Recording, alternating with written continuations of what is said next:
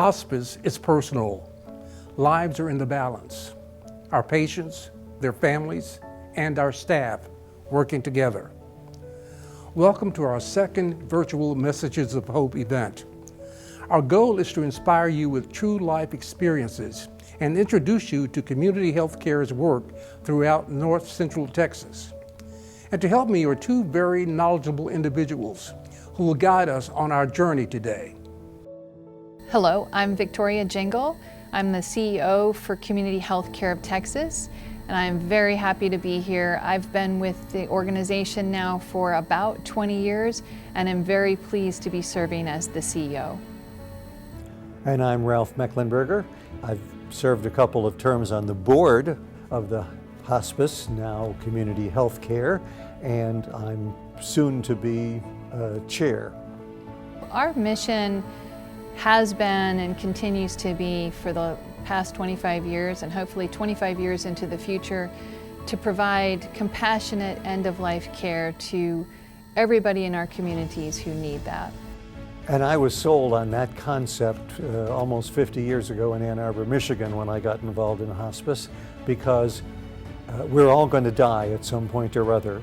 And as opposed to not thinking about it and not talking about it, we need to make sure that people can get the most out of the time they have left and also help their families. As Vicki and Ralph just said, our mission is to provide compassionate end-of-life care to everyone in our community who needs it. How do we do that? The fact that we're a nonprofit means that we don't have to turn anybody away. If you've got the money, wonderful. If you've got the insurance, terrific. But we're going to help you if you fit our program. Ralph has mentioned the fact that we're a nonprofit and that we do non-funded care. We have done over $20 million worth of non-funded care since we started in 1996. And we've served over 72,000 patients. So we are the largest non-for-profit hospice in the state of Texas, but we are also the largest hospice that provides non-funded care. So regardless of whether your insurance has maxed out or you have high deductibles or you don't have insurance or Medicare or any kind of payer source, we're going to take you on our program. Each donor's contribution to our uninsured program is critical. Sherry Humphrey learned firsthand about the community fund when her sister, Renee, needed care.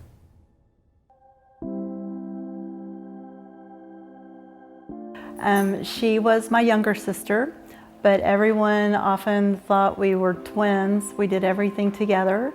She loved everything from art, music. She was really good at math and accounting and really good with numbers. She was also really dependable, honest, caring. She had a blood transfusion when she had her daughter, and they suspect that's when she came down with hepatitis C, Hep C, and she knew that there would come a time when that would kind of take the forefront of her life. She had been married, had a daughter, had 3 grandchildren. She had a wonderful job. When she started exhibiting symptoms and felt that it was more difficult for her to go to work, she expressed that to them, and they told her, no worries, we will take care of whatever you need. She had a great retirement put in place. She had her 401k, she had insurance. She started experiencing more symptoms. She felt she could no longer think straight, and eventually she wasn't able to go back to work. We cashed out what she had saved so that she could use that as living expenses. When that was completely expired and spent, we decided that what we would do was go ahead and start the process of applying for government assistance in the form of Medicaid and Medicare, that we would have something to fall back on. Although we had applied, it was denied, and we reapplied. But in between that period of her going from short-term disability at work to long-term disability, and eventually your long-term disability expires, or hers did. She had no coverage at all. She had nothing. Her condition deteriorated very rapidly within just a few weeks, actually. And her liver doctor told her that it was time for her to go on hospice. We didn't even know where to look. We didn't know anything. And then through a friend, someone mentioned at the time community hospice. So we made the phone call. We explained our situation, fully expecting that we would be turned away. To our great surprise, not only did community health care not turn us away, they had in place a program for underinsured patients that allowed my sister to have the dignity and respect among the people that came into her home from community health care. Their first concern, honestly, was, let us first take care of your sister. But my sister was proud, and she didn't want to accept the help, and we had no idea what it cost. And so she told me one night, she said, look, I want you to tell them when I'm gone that no matter what it takes, no matter what happens, you have to promise me you will find a way to pay them back for my care. And I made that promise to her. She wanted to pass peacefully at home. That was her desire. Unfortunately, at the very end, that was not going to be possible. So they called in someone to come and pick her up and allowed her to be transferred over to their inpatient facility. Once she entered the inpatient facility, she was only there for 4 days. But within that 4 days, once they finally were able to relieve the pain and get her comfortable, you could tell that she relaxed and it was okay. I wasn't with her physically at the moment that she passed, but I got a phone call and I closed my eyes and I said,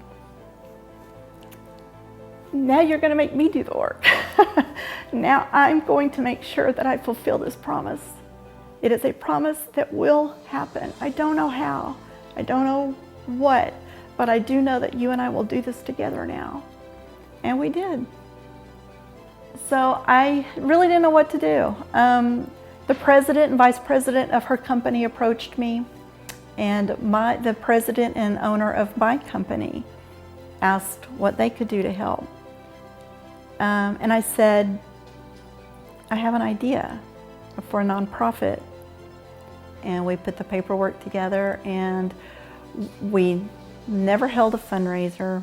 We only solicited other companies to support our efforts, and we were able to raise, I want to say, just over $60,000 within just a few years, just a couple of years.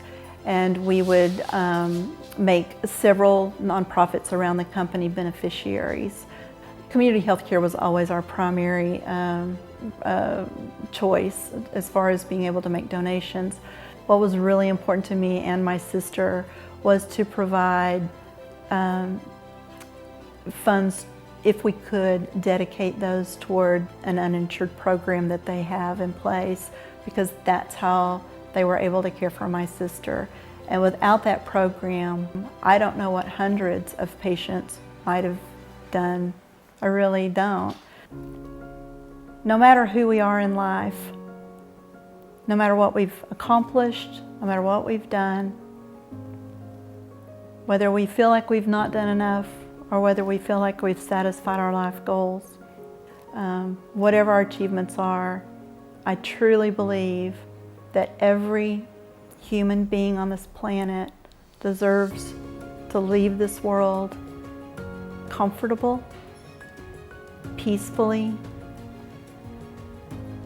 and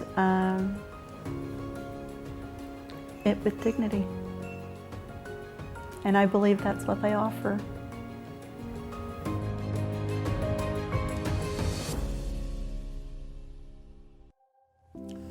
Sherry and Renee's story has been repeated many, many times throughout community healthcare's history. With your support, we can continue to help more families like Sherry's. Let's go back and check in on Vicki and Ralph's conversation. The other thing I wanted to mention is we also do pediatric care. We have always done pediatric care since we started back in 1996. We are one of the only hospices in Texas, but specifically in the north central Texas area, that does pediatrics. We're very proud of that, and we have some very specialized nurses that do excellent care. And that's where I was about to go, because in fact, we all expect to bury our parents someday. It's sad, but that's the way life goes. But when somebody is losing a child, it is just utterly devastating. And to have this kind of hospice caring help means the world to people.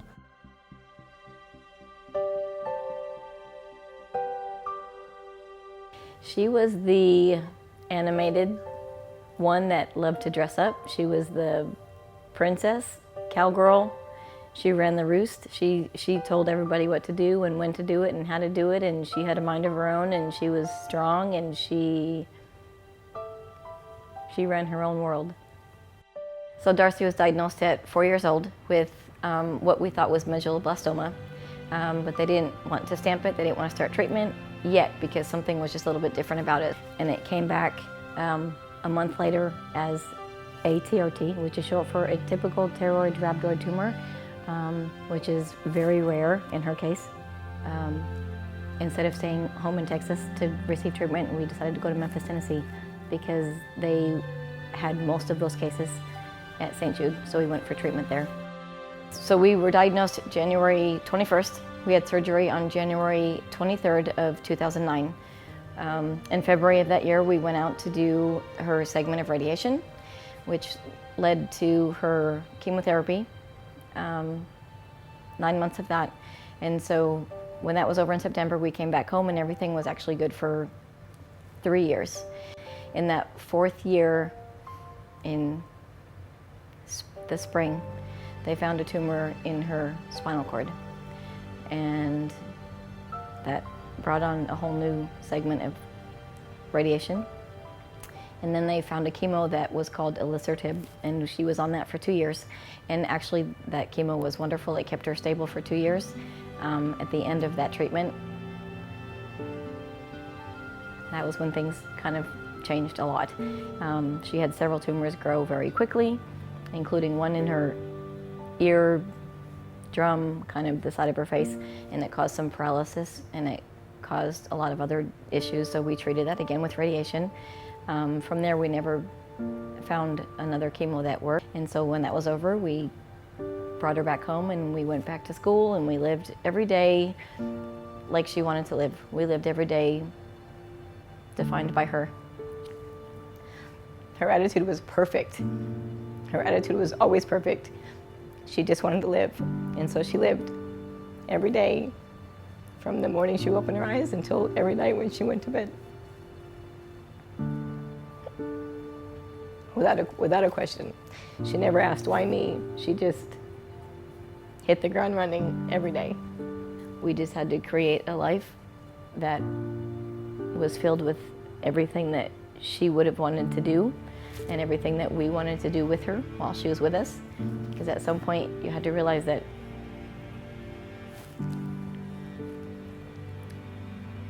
she's going to go to a better place. I called Lizzie, our nurse, and I asked her to find us a hospice place. I wanted Darcy to build a friendship and a relationship with that person. I wanted her to know who was going to be her final caretakers in the medical world. And then she found a hospice company, and she called me and says, okay, the first nurse is going to come out this day.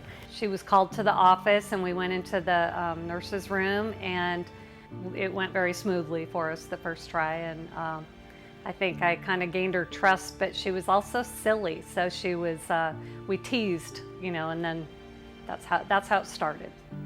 They were part of our family. They were part of Darcy's world, and they always let her come first, and that was what I wanted it to be, and that's what the most special thing of hospice was to me. As she got closer to the end and had some higher needs, we had explored different options for them at the end of Darcy's life, and one of them was our inpatient unit. We didn't want to leave home. We wanted to stay at home. We wanted hospice to come to us. When Karen heard what was happening, she's like, it's time. Like, I love you, but she needs to go. Like, you don't want to do this at home. She needs more than what you're capable of offering, and so it's time to go. Darcy agreed, and so we had to then completely submit to following hospice and Darcy's wish for the best possible scenario in her world, in her end of life. Our doctor had some conversations with Darcy's parents, what kind of timeline we were looking at, and asked them if they wanted him to talk to Darcy and be completely honest with her, or how they wanted him to communicate that with her. And they said, we want you to tell her the truth. Nobody's ready for hospice, and nobody knows the emotional roller coaster until you live it. Nobody knows the conversations you have to have until you're in them. Nobody knows what's in the patient's mind until she's in it.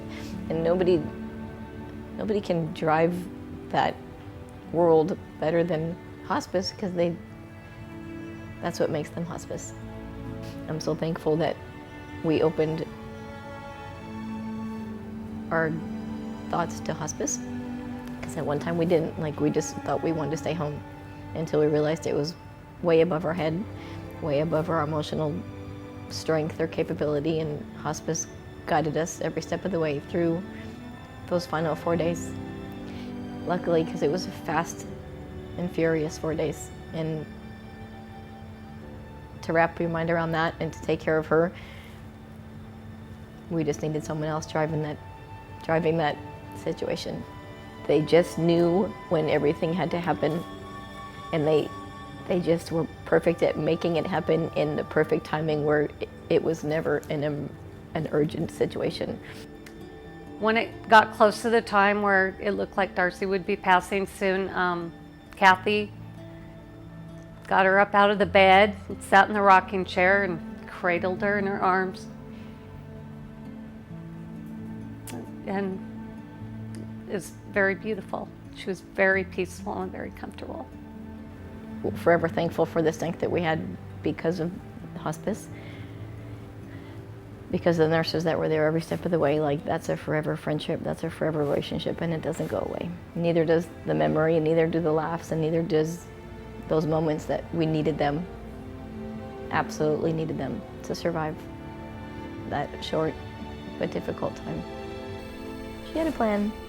She created her world, and she made everybody follow that saying. She marched to her own drum. She marched to her own drum. Yes, she She did. surely did, and Yes, she everybody did. just naturally followed. And she's always giving gifts, and look at the gifts she gave us. I know.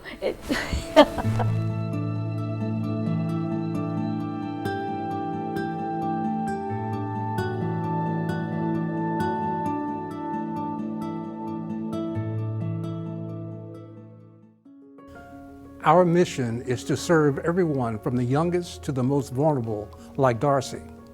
We also serve those who are in the prime of their life. When the news came to Stacy and Mark that his life would be ending sooner than either of them thought possible, community health care was there to help.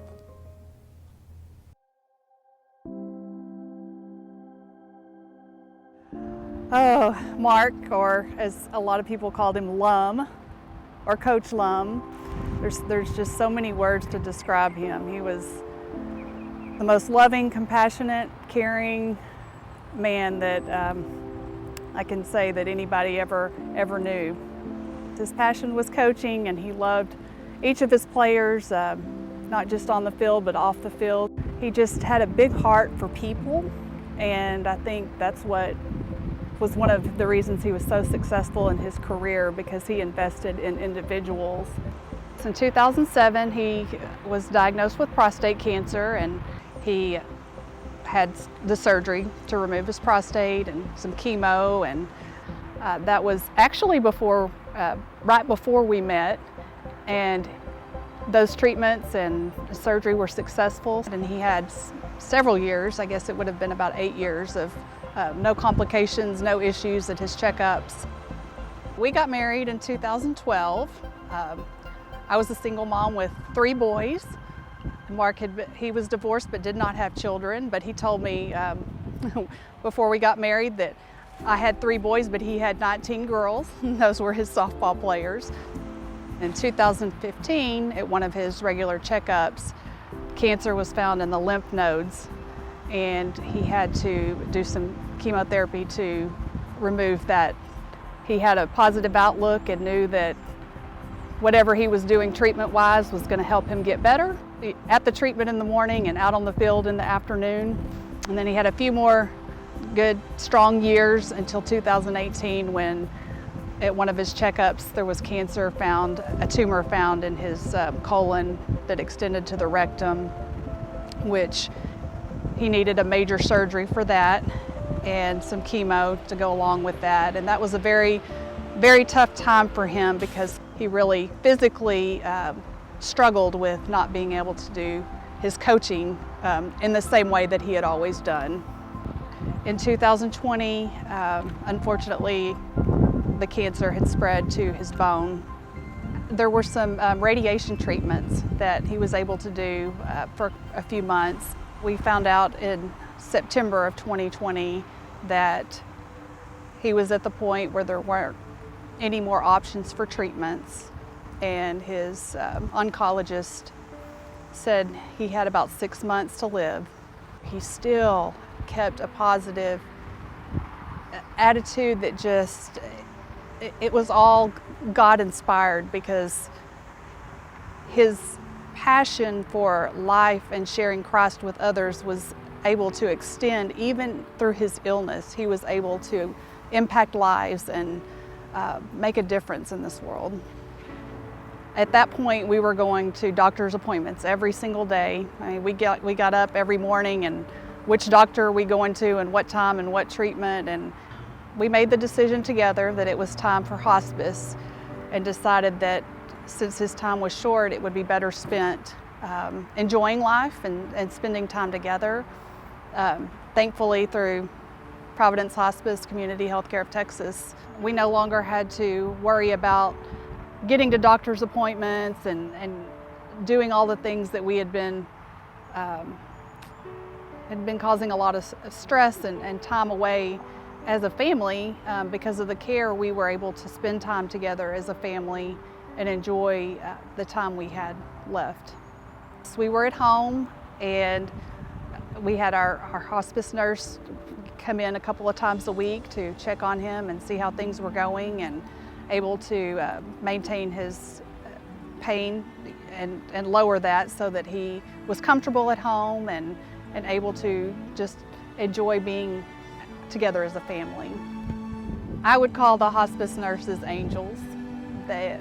We had our main nurse, Kathy, who her spirit and just joy that she had for life and for her patience, her caring nature, carried not only Mark through the journey, but me, and helped us stay in that positive mode when some days were difficult, when the pain was worse, or he was losing the energy that he had always had in life.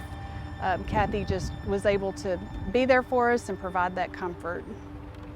In October, November, Mark retired from Baylor and was able to have a time of celebration, so to speak, with the team, and just they honored him in several ways for his 20 years that he coached at Baylor. From about mid-November to late December, his health declined rapidly. I was no longer able to give him the full-time care he needed at home. We moved him to the inpatient facility where he was provided 24-hour excellent care. The nurses, the aides, everyone that was there to assist in his end-of-life care just has a passion for people and caring and being able to love on not just the patient but the family. Honestly, we thought at that point that he would not come home because of where he was, but because of who he was, he rallied, came back, had one more really strong day, and he spent the last few days of his life at home. He was home for Christmas, and then he passed away 2 days later, which was the day before our anniversary. Like I said, the care is just above and beyond, and more than I could have ever expected from each person, including the nurses and the aides and chaplain and just the staff in general. Every need you don't even know you need met through an extremely difficult time. We felt loved through every step of the way. Just want each hospice staff member to know how much my family appreciated each and everything, from the little things to the big things that you did for us during Mark's end of his life. And without you guys, it would have been a much different journey. And I appreciate the love and support that you gave us through that time so that we could be together as a family and enjoy Mark's time before he went to heaven.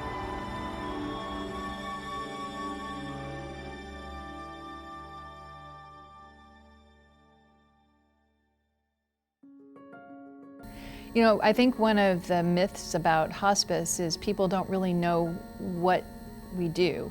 So when you come on hospice, we provide all of your medications, we provide your durable medical equipment, we help provide medical supplies so that all of those things you don't have to worry about anymore.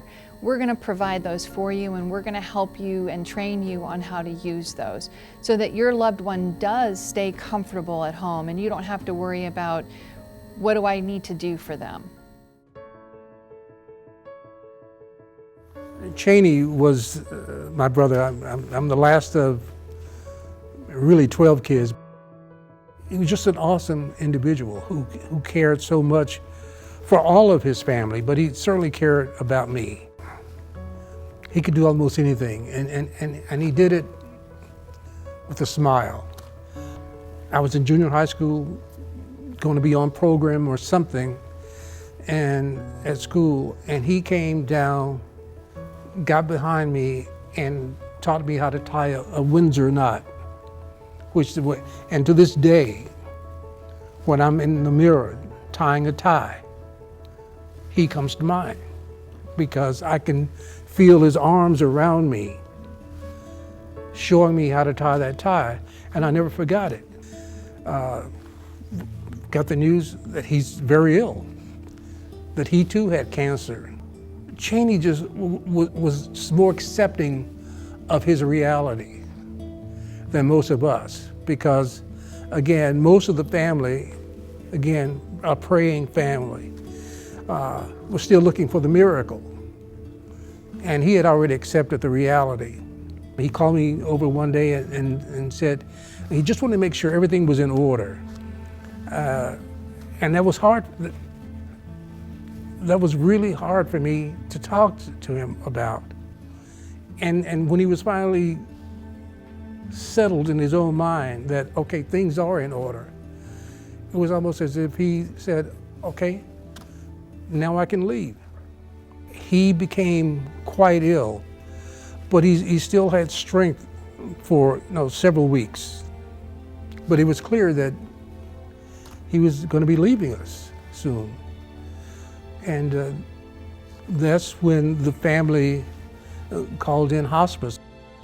So I had no real feeling for hospice until I saw these two nurses who rotated coming in and out to make sure that he was comfortable, that he that he was never in any real pain that I could see. And it was almost like they were in the background, but they were really in the foreground, because I mean, they were making decisions, they were doing whatever they had to do medication-wise. And they just sort of quietly just did their jobs without intervening. I can't imagine any being more relatable, more friendly, more professional than the nurses that I saw work with my brother. But it just seemed there was a level of caring that I hadn't witnessed in the medical profession before. The amazing thing, the night that he passed away, I had all of these calls on my answering machine saying, "You need to go by Cheney's." I don't know, when I came through the door, my sister-in-law said, you know, "Bobby Ray is here, and I know you want to see him." And even though he never opened his eyes, I had the sense that he knew I was there. I mean, I felt it. And within, just a few minutes after that, he had passed away. First of all, I mean, I've seen cancer before, and I've seen the agony that many people have gone through. But part of the comfort was being able to stay in your own home for him, to be very close to your family all the way through the process. So comfort is an appropriate word, because I know that he felt comfortable while he went through what had to be an agonizing time of his life. But the most interesting thing to me, and one of the most heartwarming things for me, is we were leaving the church, the recessional, and the families walking behind the casket. As we got to the rear of the church, I looked over to my left, and there, sitting together, actually standing together, I think they were standing at the time, were these two nurses, which shocked me. I mean, I was wondering, wait, what are they doing? I mean, how do they get off work? I mean, it was just something I had never seen, and that stayed on my mind forever. I mean, I'm aware of what this organization does. I mean, the counseling, the prayers. This is a place that doesn't forget. They know that you need them. They're there for you before and after. When I was in junior high school, I had to learn the last lines of a poem by William Cullen Bryant. It was called Thanatopsis. It says, "So live, that when thy summons comes to join that innumerable caravan which moves to that mysterious realm, for each shall take his chamber in the silent halls of death, thou go not like the quarry slave at night scourged to his dungeon, but sustained and soothed by an unfaltering trust, approach thy grave like the one who wraps the drapery of his couch about him and lies down to pleasant dreams." And I think what I felt at the time that my brother passed away was that he had been allowed, thanks to the help of these nurses, to approach his grave like lying down and wrapping the drape of his couch about him. That he was indeed perhaps having pleasant dreams. I think what makes hospice so unique and so special is that we embrace the entire family. It's not just about the patient, it's about the family and helping them navigate this last stage of their lives. When I invited a few people to be part of this, one of them responded, "Oh, my father and my wife's mother were both hospice patients, and it was incredible." What was incredible about it? All right, they were kept more comfortable so they could enjoy their lives better when there was nothing aggressive in treatment that would help them. But also, the family was given support. We can be pain specialists. We can bring in counselors. We do. I mean, chaplains. There's social work support. Volunteers get involved. We can really help people with this last phase of their lives so that it's about living and not only about dying. I'm so honored to share Cheney's story today.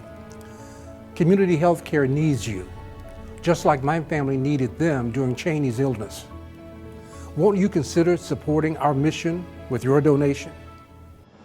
With the $20 million of non-funded care that we've been able to provide over the last 25 years, that would not happen without the generous donations that come from events like this, from donors like you. We are so appreciative of the support that we get from our communities. It allows us to provide the care that we feel so passionate about every single day. So there are two things I would like to come out of a meeting like this. One is that people would be generous in order to make it possible for community health care to continue to provide service to anyone who needs it, regardless of their ability to pay. Secondly, I would like people to realize that since we're all going to be there at some point, when your neighbor has a problem, you can call community health care, or when, God forbid, but it will happen, when you yourself need it, you'll know where to turn. We can help. If you're not sure what your next steps are, call us. We can help you navigate what those might be. We can help you make decisions, or at least help present the decisions that you might need to make. This community has been blessed by an organization that has been giving and giving and giving. And now it's time for it to be given something so that it can continue to give.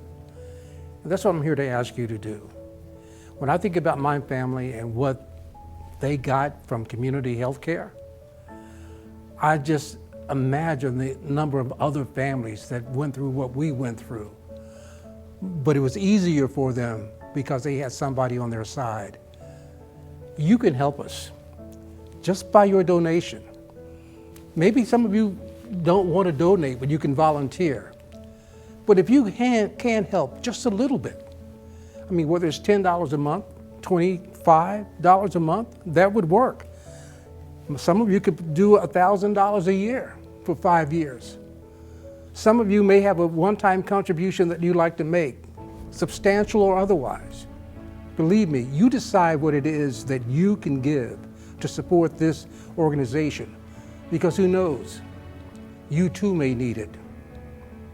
And I got to tell you, as I get older, I think that one day I may need this service, and I will be glad that I was part of helping it to survive. So please, check out the information pamphlet and give what you can. We appreciate it. Thank you very much. And for now, thanks to everyone for being here so that we can help educate you and you can know more for when you need it. Yes, thank you very much, and thank you for your support.